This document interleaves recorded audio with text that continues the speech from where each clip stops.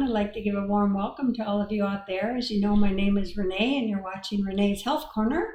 And believe it or not, God really does care about your health. Last year, just about anywhere you looked, sickness and disease were on the rise. In the United States, someone had a heart attack every 40 seconds, and 1.4 million Americans are diagnosed with diabetes every year. And 1 in 2 people will get cancer in their lifetime. It was estimated there would be 1.9 million new cancer cases diagnosed and 609,360 cancer deaths in the United States last year in 2022. There's also a rise in the number of strokes per year. Gastrointestinal problems, arthritic conditions, lung conditions, multiple sclerosis, lupus, and a host of many other diseases. The question is, why? Well, many people believe God is to blame, but is that the case? In 3 John verse 2 in the Bible, we're told God wants us to prosper and be in health. So if God wants us to be in health, why is disease more rampant now than ever before? What's the problem? Well, I'd like to bring something to your mind for just a moment, something that many of us have learned in our lives at some point growing up, and that is we have many different types of laws in our world. We have civil law, the laws of physics, sanitary laws, the laws of gravity, etc. Now let's take the law of gravity for an example. Well, it's a well-known fact in most cases that what goes up must come down. Well, there's also other laws like natural laws, and when those laws are neglected in any way, the result is sickness and or disease. And over a period of time of neglecting natural laws, more severe diseases can set in like cancer. So remember, all the information I share with you today is supported by the Bible, the spirit of prophecy, and or medical research and medical science.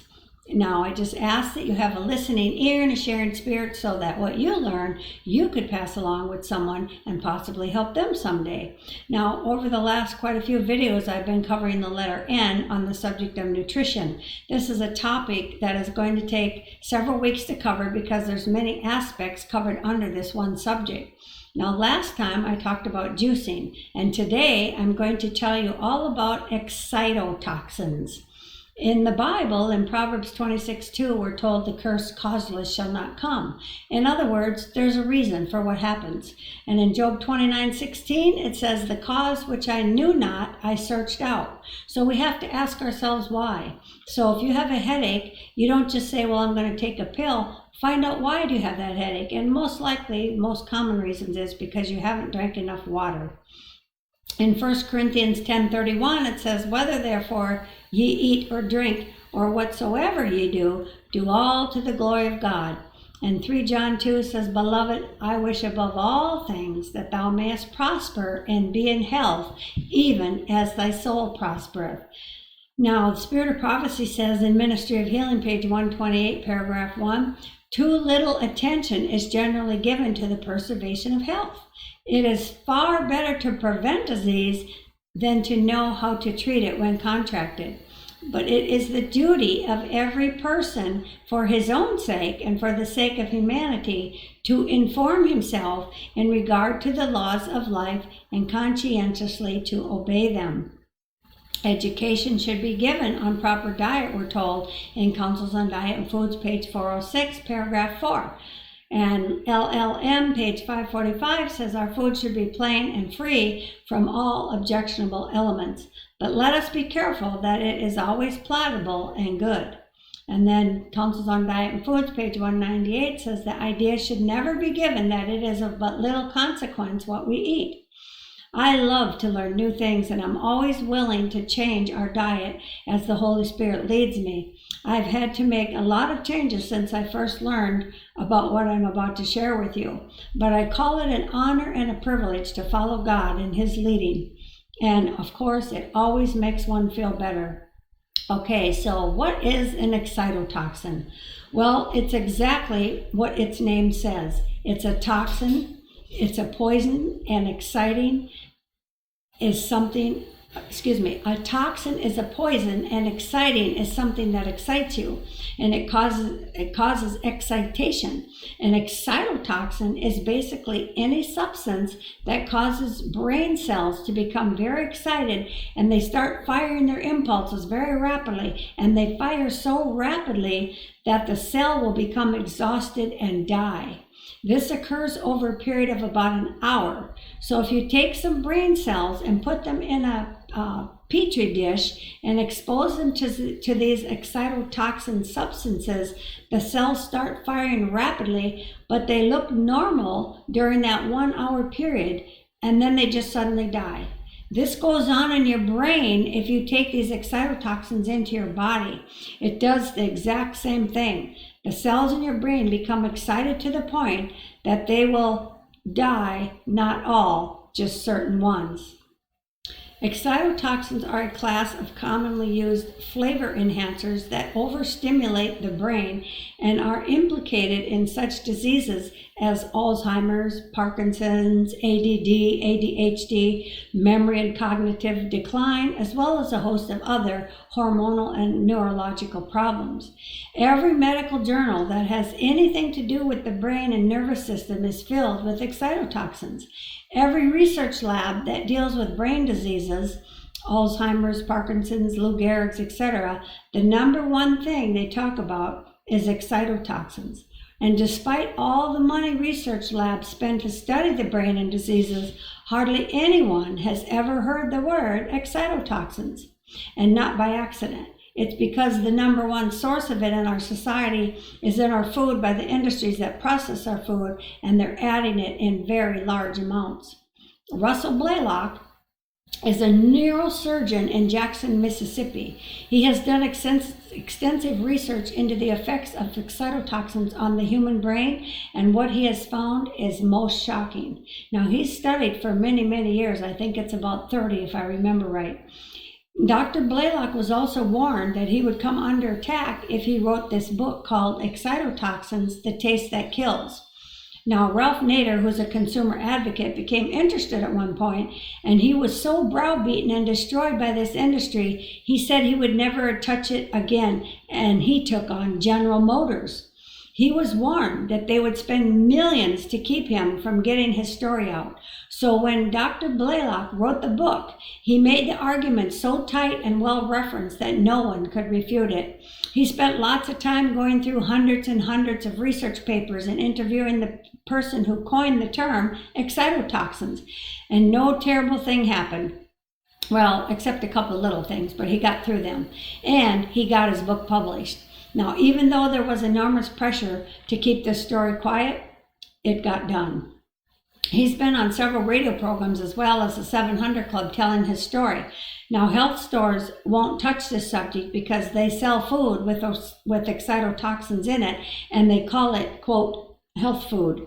There's just too much pressure to keep the story quiet, so many companies and stores won't talk about it. Besides, they make money. Isn't money always the bottom reason about many things of why you're not told certain things?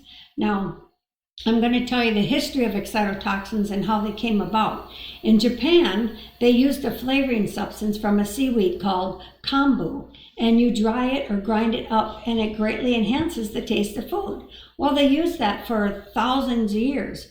But in 1908, a research chemist examined kombu and discovered the taste-enhancing compound was glutamate. So he made a friendship with Suzuki Spice Company and formed another company and manufactured MSG.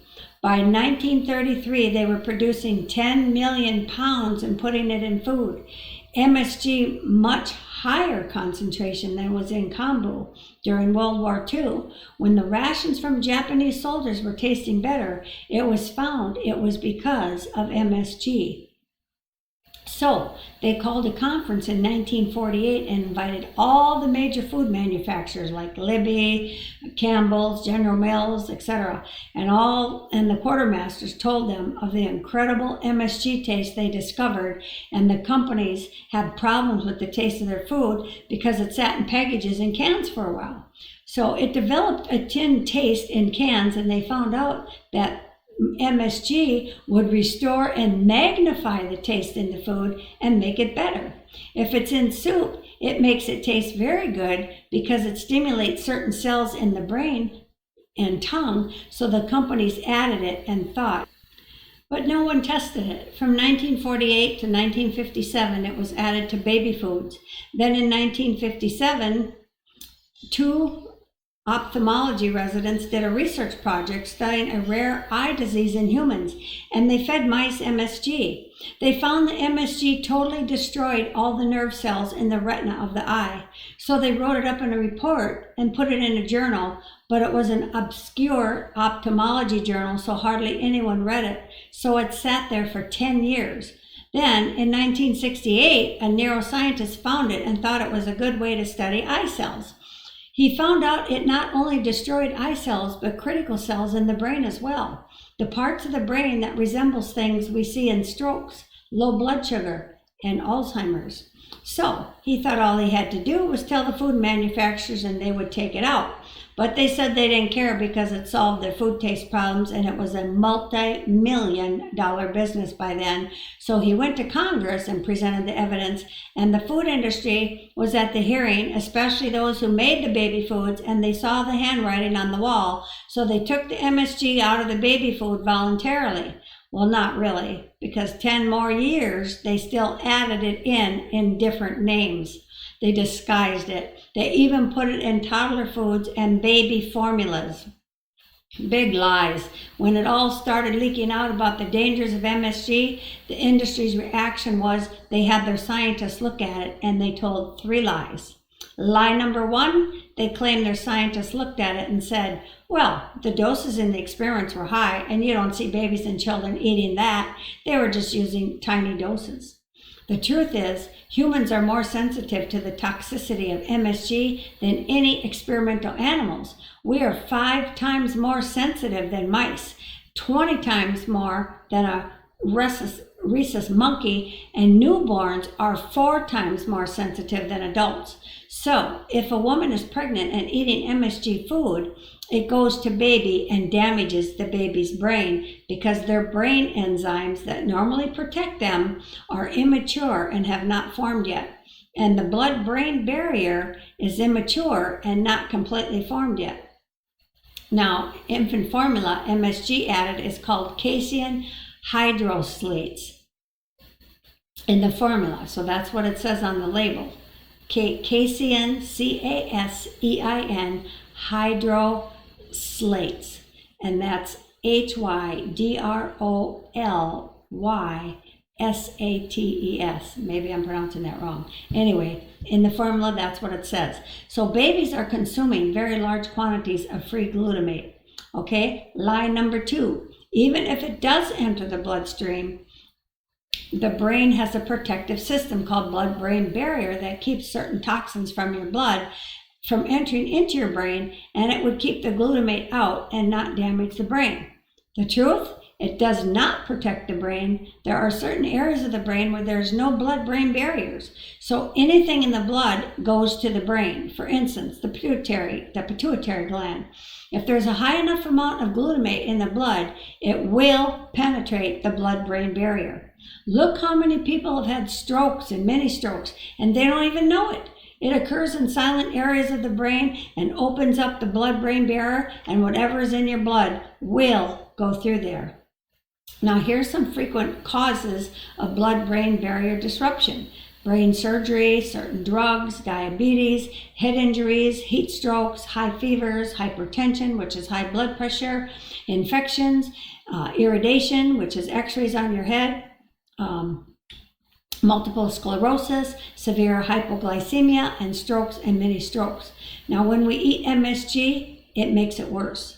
And it lasts days or weeks after. Your doctor will probably say it's a natural course of disease, but it is not. It's actually poisoning them. Most doctors say to use NutraSweet, but that opens up the blood-brain barrier and then they get in all those toxins. Okay, lie number 3. Someone said if you eat lots of sugar and carbs, it will protect you. Truth? There was an experiment done by the person who says MSG is safe, and he fed the animals carbs and found out they blocked the toxicity. But he was wrong. The report the person wrote up said if you take high amounts of refined carbs, it will reduce toxicity, but will still cause brain damage. He said also that you had to eat 15 packages of sugar to get protection per meal. So his argument fell to the wayside. Now, there is a list of disguised names for MSG, and they said they will change the name so the public doesn't recognize it. Most frequently, it's called hydrolyzed vegetable protein, and it's in many soups and foods and even fake meats that are sold at stores and health food stores. When you hydrolyze a protein, what you do is break it down and release its amino acids, and one of them is glutamate and another one is aspartame. What are the names of some of these other agents? Well, when you read labels, the two most common names to look for MSG and aspartame. But just because the label says something is MSG free doesn't mean it's excitotoxin free. So I'm going to give you some names to look for on your labels when you shop so you won't drop. Okay, additives that always contain MSG are monosodium glutamate, hydrolyzed vegetable protein, hydrolyzed protein, hydrolyzed plant protein extract, sodium caseinate, calcium caseinate, yeast extract, textured protein, autolyzed yeast, hydrolyzed oat flour. Now, additives that frequently contain MSG are malt extract, malt flavoring, bouillon broth, stock flavoring, natural beef or chicken flavoring, seasoning, and spices. Now, additives that may contain MSG or other excitotoxins are carrageenan enzymes, soy protein concentrate, soy protein isolate, whey, and protein concentrate. There are more than 70 of these used in processed foods, including many vegetarian foods and seasonings. Did you know that even nutritional yeast flakes, chicken and beef seasonings, and all the fake meats you buy at the ABC or health food stores or wherever in TVPs, and Bragg's liquid aminos are also included in this list? I was shocked when I found that out. I spent some time reading labels in my home and had to throw away things and return what I could to the grocery store. Now, foods will say no MSG, but they will contain 3 or 4 of the names I just mentioned. And the FDA allows it because the law says only if it's 99% pure MSG do they have to put it on the label. So it can be 98% and they don't even have to put it on the label. They can use one of the other names as well. So you're not protected when it says no MSG, and the people in restaurants don't even know it. Now, there's some foods that are especially high in excitotoxins, and those are your gravies and salad dressings and soups. Campbell's is the worst. There can be as many as 4 different excitotoxins in one can of soup. And those cans aren't very big either. And now what do they do when you're sick or when you're in the hospital and you have surgery? They give you soup. It's making you worse. What about diet foods? When you remove fat, and when you do that, you remove the taste. So they put in MSG to make it taste good, and they also put it in drinks. Now, liquid amino acid preparations, anytime you break down a protein to its free amino acid, you get a high concentration of excitotoxins. But the company will lie and say that the MS is the salt and sodium is not the problem. It's the G, the glutamate. Now, here's some diseases and disorders associated with excitotoxins. You have Lyme disease, AIDS, any kind of viral infection, immune suppression, episodic violence, learning disorders, hypoglycemic brain damage, migraine headaches, AIDS, dementia, seizures, degenerative brain disorders like Parkinson's, Alzheimer's, dementia, ALS, hepatic encephalopathy. It's ENCEPHALOPATHY, encephalopathy. What makes the difference in the disease is exciting producing effect that it gives in the different tissues.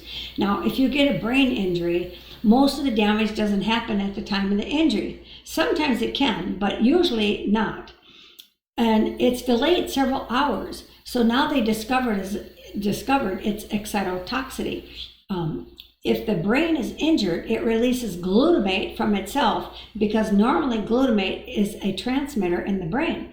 It's the most common transmitter in the brain, but very carefully regulated when injured, it can regulate and build up a high level in the brain and produces the delayed injury. But that frequently results in severe neurological or injury or even death. So now when you have a stroke, you block off a blood vessel to the brain.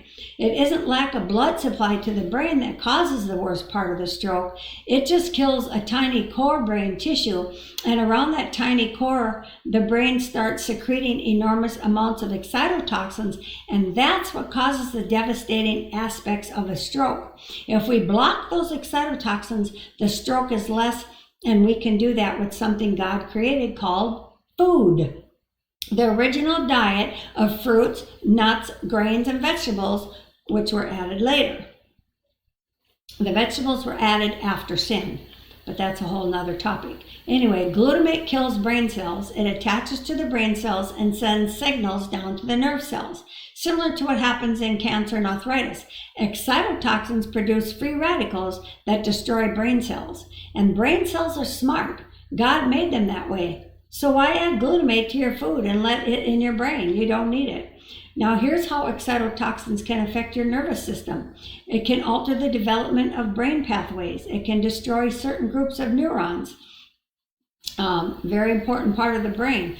In subtoxic doses, it can alter physiology. It can stimulate free radical generation and lipid peroxidation. It impairs glucose entry into the brain, depends on for its energy supply. Now, what do excitotoxins do when they get in our system?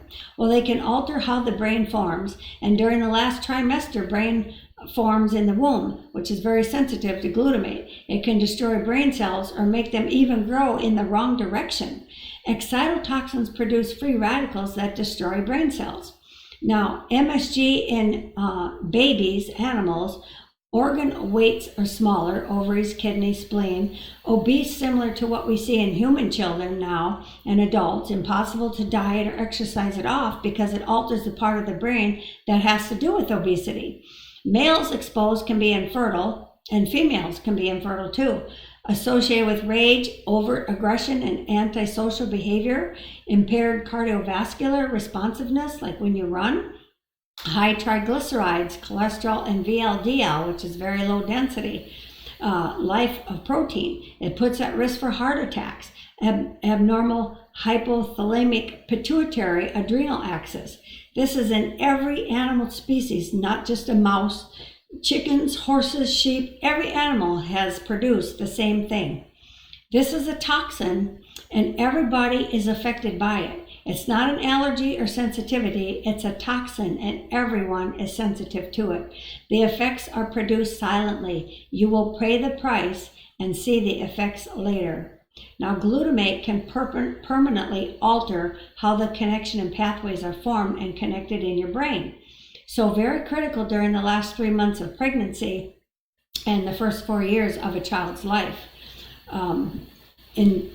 Endocrine affects the MSG exposure in neonates. Infertile child exposed as a baby or toddler. When he's older, he can't reproduce or he'll have trouble with menstrual cycle and more. She will. It can trace all the way back to MSG. There's proof it's connected to what the child's mother ate when she was pregnant. Small doses can cause early onset of puberty, loss of growth hormone pulsation. MSG exposure can cause faulty development of hypothalamic pathways and altered endocrine control, disturbances in sexual behavior. The hypothalamus of brain and functions. The hypothalamus is the most important part of the brain. It's the size of a fingernail, your little one. You can't live without one. It controls and regulates the endocrine glands. It controls your sleep and wake cycles. It controls your hunger, when to eat and when not to. Origin of autonomic system control, which is your heartbeat and more. Regulation of immunity, more likely to get cancer, not recover. Major limbic system integration areas and emotions, fear, anger, love, compassion, empathy. If exposed as a baby to too much MSG, it can affect your immune system. Studying the brain intensely for 70 years, nothing in the body that even approaches the complexity of the brain. Excitotoxins in food and intellectual development. MSG-exposed babies are tested and they are intellectually impaired or retarded. Animals that were pregnant and exposed to MSG, they tested their offspring and they looked normal at first, but when tested for more complex problems, animals were severely impaired. Means child born after exposed to MSG goes to school, seems normal, then when high school, they're impaired. Who's going to say it's MSG when they don't want this story out? Measured the neurotransmitters in the brain in the offspring, they found 80% reduction in the frontal lobe part of the brain, and it's vital for learning and memory, and to pay attention and concentrate, and if you can't do that, you won't remember. So for adults, increased risk of the brain, high content of polyunsaturated fats, high oxygen content, brain iron levels increase with aging, especially with neurodegenerative diseases. Aged brain cells are more sensitive to free radical damage, even with normal antioxidant levels. When the brain ages, there's decreased receptor signal transduction. There's a loss of central receptor activity in hippocampus and oxidative damage to microvessels, reduce antioxidant defenses, increase free iron and decrease ferritin, increase lipid peroxidation, increase DNA oxidative injury, elevated protein and carbonyl products. Now there's a lot of factors that cause increased excitotoxicity. Immaturity of the brain, it makes you 4 times more sensitive. Energy deficits, like low blood sugar and not eating properly and dieting and disorder and have lack of energy in your brain cell, it'll magnify it as much as 100-fold. Magnesium deficiency is very common in our country too. 75% of people are deficient in this. And if you remove magnesium from a person, they will have a seizure and go into a coma. And if given magnesium in time, they can go back to normal. Anyway, what should we do if excitotoxins get in our system? What do excitotoxins do when they get in our system? Well, they can alter how our brain forms. And during the last trimester in pregnancy is when the brain forms in the mother's womb. So very sensitive to glutamate, it can destroy the brain cells or make them grow in the wrong direction. The weight and size of the baby when born affects its metabolism for the rest of its life if the mother was eating MSG and excitotoxins. Alzheimer's disease, excessive excitotoxicity in the brain, what triggers that is a different story. Loss of energy in the brain precedes Alzheimer's by as much as a decade. You can scan the brain of people and find out that these areas that are going to be affected are already losing their energy supply, even though they're perfectly normal at the time. 10 years later, they come down with Alzheimer's. And when you lose that energy, you magnify the excitotoxic process. Eating MSG does not cause Alzheimer's. It's more complex than that, but it can be significantly aggravated by MSG because Alzheimer's disease damages the blood-brain barrier. You lose your barrier, low energy, cells are damaged by free radicals, so you're at a lot more risk. Now, Parkinson's disease, the first thing you see is a loss of substance called glutathione, a molecule that protects you against free radicals. Lost decades before you get the disease, and also increased nuclear DNA damage. Parkinson's, Alzheimer's, and ALS people all have low vitamins in their brain, very low magnesium, high levels of free radicals, minerals, low levels of cellular energy, high levels of oxidation in their cells, high in calcium like Tums. When older cells have more difficulty keeping calcium out, you don't want to flood the brain with more calcium because it speeds the process up. Now, how does glucose get into the brain? Well, it attaches to protein and that carries it into your brain. The brain is highly dependent on glucose for energy. It uses a glucose transporter to carry glucose into the brain, and glutamate transporter is impaired. Number 1, aging. Number 2, Alzheimer's. Number 3, by glutamate itself. So under such conditions, the brain can be hypoglycemic despite a normal blood sugar. Now, people have to know this. It's in all the foods, and we need to go back to eating the way God intended for us to eat, the original diet, plain and simple, Genesis 1:29, plus vegetables, because we need those since sin. Check your labels. If the ingredients listed include any of the things I mentioned, that product may pose hazards to your brain and overall physical and mental health. Basically, if all your food is homemade, the better off you'll be. This is a very serious matter. It's not a far-fetched scare tactic. The scientific validation of the problem is extensive and compelling. Your brain health and your ability to think, memorize, learn, and recall may be at risk.